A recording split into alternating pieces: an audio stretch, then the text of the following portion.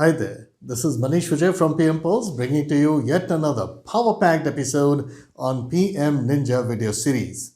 In this particular episode, I really want to discuss about some of the major inconsistencies which are showing up in the PMI Approved PMP preparation guide.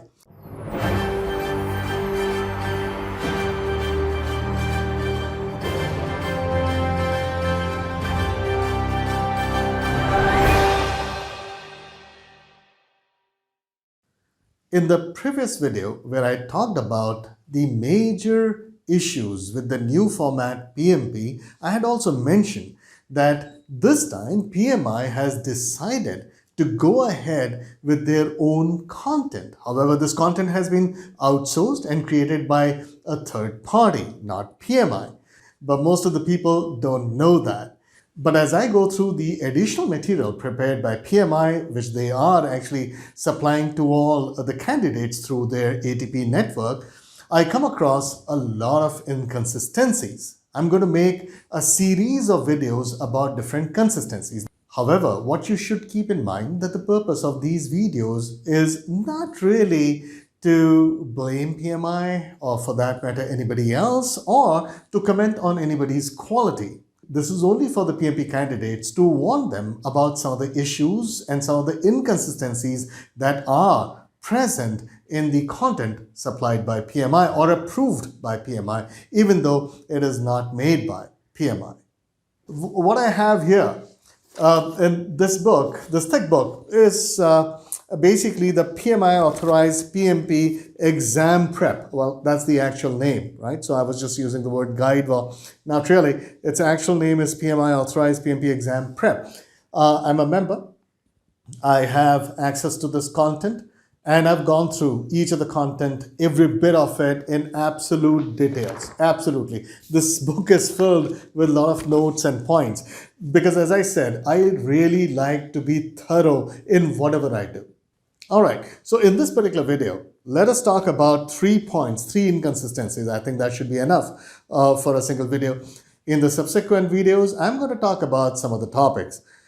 All right, let's talk about kickoff meeting. Now, here's the funny thing. If you look at the ECO, they actually talk about, in order to prepare for PMP exam, you need to be, going through the PMBOK 6th edition as well as this content and a few other things which are provided on the PMI site. Now, if you look at the term called kickoff meeting, now kickoff meeting shows up in this book a few number of times. In PMBOK, it has been very clearly mentioned that what is kickoff meeting? Kickoff meeting is conducted as per PMBOK 6th edition and general project management practices as such. Kickoff meeting is to be done immediately you have your baseline or any kind of planning has been done. The moment the planning is approved, you actually have a kickoff meeting. And the purpose of this kickoff meeting is to let everybody know, hey, this is my approved plan. This is what I expect from you, right? But here in this particular book, the kickoff meeting could happen at any time of project management cycle. So it could happen at initiation, it could happen before initiation, it could happen after initiation, it could happen before planning, it could happen anywhere. I mean, that's the whole point. And in fact, in this PMP exam prep, they even go ahead and explain that, in a particular project, you will have to do kickoff meetings multiple times. See, people would have different definitions. Should the one single institute have 2 different approaches to the same principle? Now let me tell you the problem that you might face because of this. Let's say you got an examination question talking about kickoff meeting. How would you react? Would you believe this? Or would you believe PMBOK 6th edition? Because both of them have to be read for the 2021 PMP exam, which started from 2nd of January 2021. Right? So that's a problem. Second, let's look at organization structure. The PMBOK 6th edition talked about 10 organization structures. 5 of them were the most basic, which have been talked about since 1969. We are talking about functional organization. We are talking about projectized organization matrix, which is balanced matrix, strong matrix, and a weak matrix. These are the basic 5. And then, of course, you have the PMO kind of an organization, then you have a virtual organization, then you have a multi-divisional organization, then you have a hybrid organization. So you have in total organic organization. So in total, you have 10 organization structures. But when you come to this specific PMI approved PMP exam prep, they really don't talk about the 10 organization structures. They talk about 6, not 5 basics, but 6. Yes, this 6 include the 5 basic organization structures, which are, of course, your projectized, functional, balanced matrix, weak matrix, and a strong matrix. That's given. But on top of that, there is a completely new terminology called composite. Right? Now, composite sounds very similar to the hybrid, but doesn't get explained over here very well. To simply say that composite is a combination of any of these other basic 5. Now, to be very honest, I've never heard of this term before. I've been in this industry for the last 28 years, right? So I haven't heard this before. I'm pretty sure a lot of other people may not have heard of it before. Then the main question is, the PMP candidates, which organization structures do they really need to remember or subscribe to when it comes to PMP exams? A lot of issues, right? And then let's actually talk about the third point and the last one for this particular video, the concept of pre-assignment.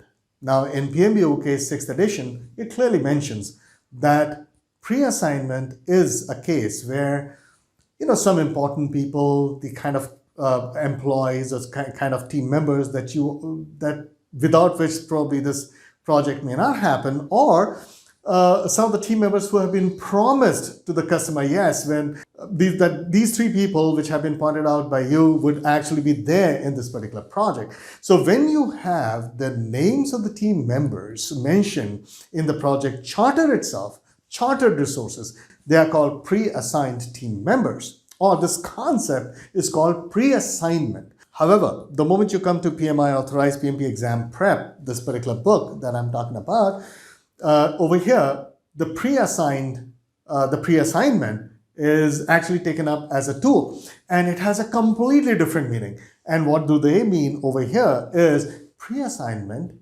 is a suite of assessment tools that you would actually conduct on team members or people before you actually, acquire them in your project. And that's what they call it as pre-assignment. Now, what if in PMP exam, you get a question on pre-assignment? How do you react? This is the reason why we are creating our own material. We have gone through this. We have gone through PMP OK 6th edition, and we want to ensure that our content covers every single bit of ECO without confusion. This entire content that we are creating would have a logical sequencing. I can't even comment on this. I mean, there's no point commenting on something like this because PMI did not make it, because I have full faith in PMI, but this one is outsourced. It's very obvious. I even know the specific people to whom this was outsourced. It's not a trade secret or of any kind whatsoever. Right? So the point is that we are creating our own content with a proper sequence, proper coverage, so that people don't get confused, so that all these inconsistencies are removed over there, so that when you actually appear for the PMP exam, you appear with full confidence, knowing very well what you're getting into, how to answer certain questions. That's the reason why we are not leaving any stone unturned to make quality content. This is Maneesh Vijaya from PM Pulse. You're watching one of the power-packed episodes of PM Ninja video series. I really hope that you subscribe to this particular channel in order to ensure that you never miss out on any of the quality content that we keep on publishing on this particular channel. Thank you for watching. See you next time.